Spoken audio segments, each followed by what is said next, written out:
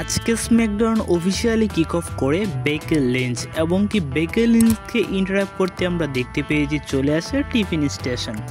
তো tiffin Stratton and বেকি লিঞ্চের মধ্যে promo সেগমেন্টের মধ্যে চলে আসে নোয়া জ্যাক্স এসে তো টিফিন স্টেশনকে অ্যাটাক করতে শুরু করে, সঙ্গে বেকি লিঞ্চও অ্যাটাক করতে শুরু করে টিফিন স্টেশনকে। তো টিফিন স্টেশনকে বাঁচাতে চলে আসে আমরা দেখতে পাই চলে আসে জেড কার্গিল। তো জেড কার্গিল এসে কিন্তু টিফিন স্টেশনকে বাঁচিয়ে দেয়। তো তার মাধ্যমে কিন্তু আজকে স্ম্যাকডাউনে মেইন ইভেন্টে আমরা দেখতে পেয়েছি Tiffany Stratton and Jade Cargill versus Becky Lynch and Nia জ্যাক্সের মধ্যে একটি ট্যাগ টিম ম্যাচ।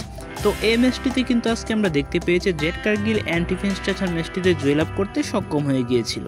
এছাড়া আমরা দেখতে পেয়েছি Motor City Machine Gun versus Carmelo Hayes and the মিজের মধ্যে একটি ট্যাগ টিম ম্যাচ। তো এই ম্যাচটিতে কিন্তু আজকে আমরা দেখতে পেয়েছি the Miz and Carmelo Hayes কিন্তু ম্যাচটিতে জয়লাভ করতে সক্ষম হয়ে গিয়েছে এবং কি তার পরবর্তীতে আমরা দেখতে পেয়েছি শার্লট ফ্লেয়ার ভার্সেস পাইপার নিবার্নের মধ্যে একটি সিঙ্গেল ম্যাচ। তো এই ম্যাচটিতে বিভিন্ন ইন্টারফেয়ার্সের কারণে কিন্তু শার্লট ফ্লেয়ার এই ম্যাচটিতে হারতে বসেছে।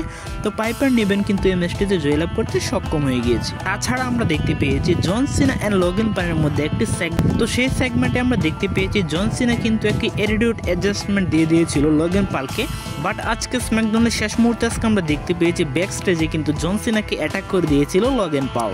তাছাড়া আমরা দেখতে পেয়েছি স্ট্রিট প্রফিট ভার্সেস এমএফটির মধ্যে একটি ট্যাগ টিম ম্যাচ। তো এই ম্যাচটিতে কিন্তু আমরা দেখতে পেয়েছি জেমি উসো অ্যান্ড সেমি জেনের ইন্টারফেয়ার্সের কারণে কিন্তু এই ম্যাচটিতে স্ট্রিট প্রফিট জয়লাভ করতে সক্ষম হয়ে গিয়েছে এবং কি ব্যাক স্টেজে আমরা দেখতে পেয়েছি Sami Zayn and Solo Sikoa মধ্যে একটি ব্রলিং মুভমেন্ট।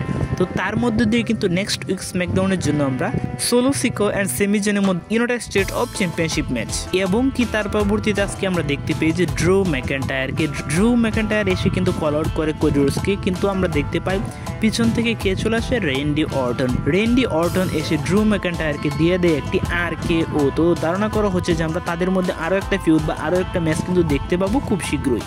এছাড়া আজকে অ্যালিস্টার ব্ল্যাক অ্যান্ড R-Truth-এর মধ্যে একটি ম্যাচ হওয়ার কথা ছিল, বাট R-Truth আজকে কিন্তু উপস্থিত ছিল না স্ম্যাকডাউন। তো তখন আমরা দেখতে পাই ডেমিয়ান প্রিস্টের হয়েছে রিটার্ন এবং কি ডেমিয়ান প্রিস্ট অ্যান্ড অ্যালেক্সটার ব্ল্যাকের মধ্যে দেখতে পেয়েছি একটি ভয়াবহ ব্রলিং মুভমেন্ট। তো ধারণা করা হচ্ছে তাদের মধ্যে ভবিষ্যতে আমরা আরও ম্যাচ দেখতে পাবো খুব শীঘ্রই।